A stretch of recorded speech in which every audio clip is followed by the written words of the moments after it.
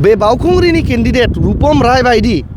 बहिरागत बिटिसिनि बहिरागत मानसि रूपम राय बायदि मानसिया जायनिखि बिटिसिखौ धंस खालामनायनि थाखाय सिक्स शिड्यूलखौ धंस खालामनायनि थाखाय बिटिसि पलिटिक्सआव हाबफैबाय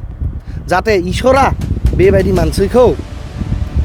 धंस खालामगोन इसोरा जाहाथे बेबायदि मानसिखौ फोजोबस्रांनो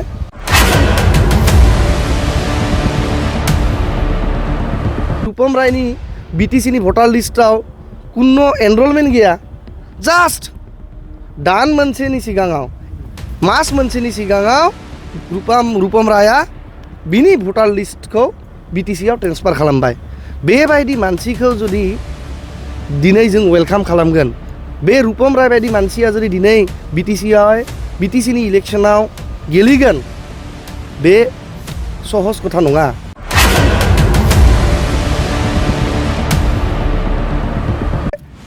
एसेम्बली कन्स्टिट्युएन्सियाव फैबाय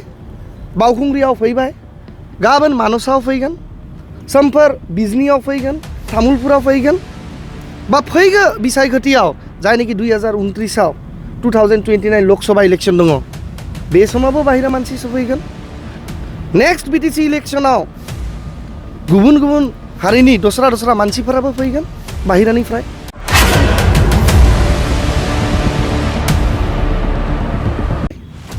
दिनै मोनसे सीटा दखल खालामनायनि थाखाय षड़यन्त्र खालामदों गाबोन 10टा सीटखौ धंस खालामनायनि थाखाय षड़यन्त्र खालामगोन तो बेनि थाखाय बिटिसि आन्दोलन बा बेनि थाखाय बिटिआर आन्दोलन बेनि थाखाय आबसु बिएलटि बा गासैबो बर' हारिनि आफादफोरा आन्दोलन खालामदोंमोन नामा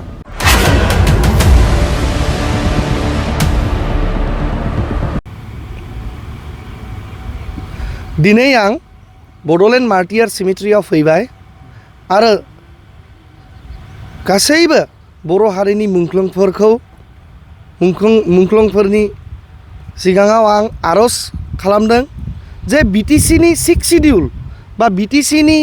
जि सुरक्षा कवच कन्स्टिटिउसनेल सेफगार्ड बेखौ धंस खालामनायनि थाखाय बेखौ सिलिंखार खालामनायनि थाखाय बे बाउखुंग्रिनि केन्डिडेट रूपम राय बायदि बहिरागत बिटिसिनि बहिरागत मानसि रूपम राय बायदि मानसिया जायनिखि बिटिसिखौ धंस खालामनायनि थाखाय सिक्स शिड्यूलखौ धंस खालामनायनि थाखाय बिटिसि पलिटिक्सआव हाबफैबाय जाहाथे इसोरा बेबायदि मानसिखौ धंस खालामगोन इसोरा जाहाथे बेबायदि मानसिखौ फोजोबस्रांनो आं बड'फाखौ आर'ज खालामदों दिनै जे जाय आबसुआ एथ' समनि गोलाव समनिफ्राय बर' हारिनि थाखाय आन्दोलन खालामदों एनडिएफबि बिदा फंबायफोरा हारिनि जौगाथिनि थाखाय आर्म्स रिभलिउसन खालामदोंमोन बिएलटि हाग्रामा महिलारि बिथाङाबोथ' मोनसे समाव बिएलटिखौ लिड खालामदों आरो बर' हारिनि थाखाय आन्दोलन खालामदों प्रमद बर' आदाबोथ' बर' हारिनि सासे गोख्रों दैदेनगिरि खिन्थु आं दुखु मोनदों नाथाय आं दिनै जोबोद दुखु मोनदों जे बे बिसायख'थियाव आसाम बिधानसभा इलेक्शनाव बिटिसिनि सोरबा बहिरागत मानसि जायनिखि 2015 सन 2020 सनावबो बिटिसिनि भटार लिस्टआव जाय मानसिनि मुं गैया जाय मानसिनि रूपम रायनि बिटिसिनि भटार लिस्टआव कुनो एनरलमेन्ट गैया जास्ट दान मोनसेनि सिगाङाव मास मोनसेनि सिगाङाव रूपम राया बिनि भटार लिस्टखौ बिटिसिआव ट्रेन्सफार खालामबाय बेबायदि मानसिखौ जुदि दिनै जों वेलकाम खालामगोन बे रूपम राय बायदि मानसिया जुदि दिनै बिटिसिनि इलेक्शनाव गेलेगोन बे सहज खोथा नङा दिनै सासे रूपम राया सफैबाय गाबोन सोरबा दस्राया सफैगोन दा आसाम बिधानसभा निर्बाचनाव बिटिसिनि बाहेरा मानसि दिनै बिटिसिनि गेजेराव फैबाय दिनै मोनसे कन्स्टिट्युएन्सि मोनसे एसेम्बली कन्स्टिट्युएन्सियाव फैबाय बाउखुंग्रियाव फैबाय गाबोन मानसाव फैगोन समफोर बिजनीयाव फैगोन तामुलपुराव फैगोन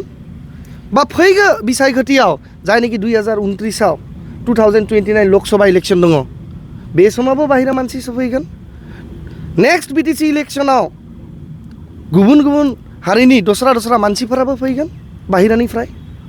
दिनै मोनसे सिटा दखल खालामनायनि थाखाय षड़यन्त्र खालामदों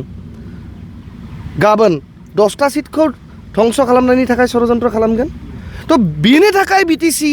आन्दलन बा बेनि थाखाय बिटिआर आन्दलन बेनि थाखाय आबसु बिएलटि बा गासैबो बर' हारिनि आफादफोरा आन्दलन खालामदोंमोन नामा आं बर' हारिनि गासैबो दैदेनगिरि गासैबो बिबानगिरि बिथांमोनखौ आं दिनै खावलायदों आरज खावलायदों जे नोंथांमोना बयबो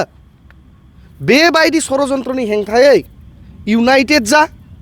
सांग्रां जा बर' हारि सांग्रां जा बिटिसिबासि सांग्रां जा बर' हारिनि बिबानगिरिफोर बिटिसिखौ ध्वंस खालामनायनि थाखाय रुपम राय बायदि मानसिया जायनोखि फैबाय पेरासुट लेन्डिं खालामबाय बिटिसिनि 6 शिड्युलखौ ध्वंस खालामनायनि थाखाय फैबाय बेबायदि मानसिनि पलिटिकेल कनस्पिरेसिखौ जों ध्वंस खालामनांगौ बेयो कुनो पार्टी लाइन्सनि खोथा नङा कुनो एबसुनि खोथा नङा इउपिपिएलनि खोथा नङा कुनो बिएलटिनि खोथा नङा एनडिएफबिनि खोथा नङा इउपिपिएल बिपिएफनि खोथा नङा जों बिटिसिनि बासिन्दा बर'यानो जा हारसायानो जा राजबंशीयानो जा राभायानो जा असमियानो जा जों बिटिसिनि बासिन्दा महरै जोंखौ 6 शिड्युलखौ प्रटेक्ट खालामनांगौ आं आरो मोनसे दुखु मोनदों जे दिनै एथ' गिदिर बर' बिबानगिरि बर' आफादफोर दङ बर' हारिनि बिथांमोनाबो बे षड़यन्त्रनि हेंथायै बेबायदि कनस्पिरेसिनि हेंथायै खिन्थु जयैनो भइस राइज खालामनांगौ मानि थाखाय दिनैसिम बर' हारिनि एथ'बां जे लिडार्सफोर दङ बिथांमोना भइस राइज खालामाखै जोंनि स्पिरिटआ गासैबो समाव जे पलिटिकेल बेबायदि नङा पलिटिक्सआ हारिनि थाखाय गिदिर नङा हारिनि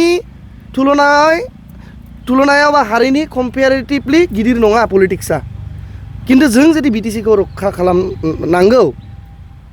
दा सिचुएशना फैबाय टाइम हेज काम जोंखौ इउनाइट जानांगौ जोंखौ जयैनो खौसे जानांगौ आरो बेबायदि 6 शिड्युलखौ ध्वंस खालामनायनि जायनोखि मोटिभ जायनोखि थार्ड पार्टीनि जा कनस्पिरेसि रुपम रायाथ' सासे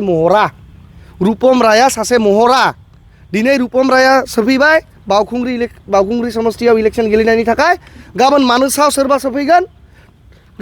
समफोर तामुलपुराव सफैगोन बिजनीआव सफैगोन पर्बतजराव सफैगोन गसाइगावआव सफैगोन टंलायाव सफैगोन उदालगुरियाव सफैगोन बेबायदि डिजाइना खिन्थु अलरेडि स्टार्ट खालामबाय सोरबा कनस्पिरेटर्सफोरा तो बेखौ जोंखौ ध्वंस खालामनांगौ आं खावलायदों आफा बड'फानि सिगाङाव आं खावलायदों गासैबो मुंख्लंफोरनि सिगाङाव आं दिनै आरज खालामदों जे हे आत्माफोर पबित्र आत्माफोर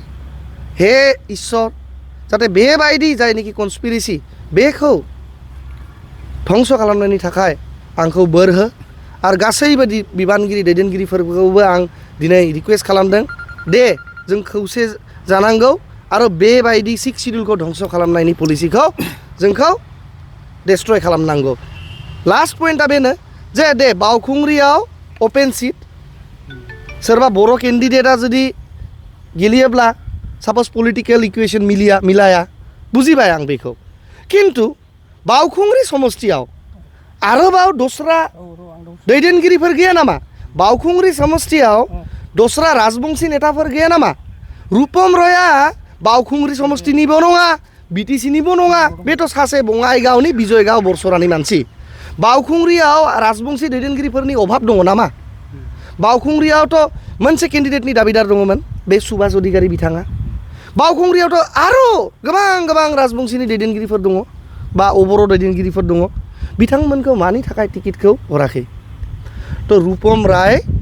इज जास्ट ए महरा बेनो आं दिनै दुखु मोनदों बारा आं बुङा आं जास्ट बर' रायजोफोरखौ आरज खालामदों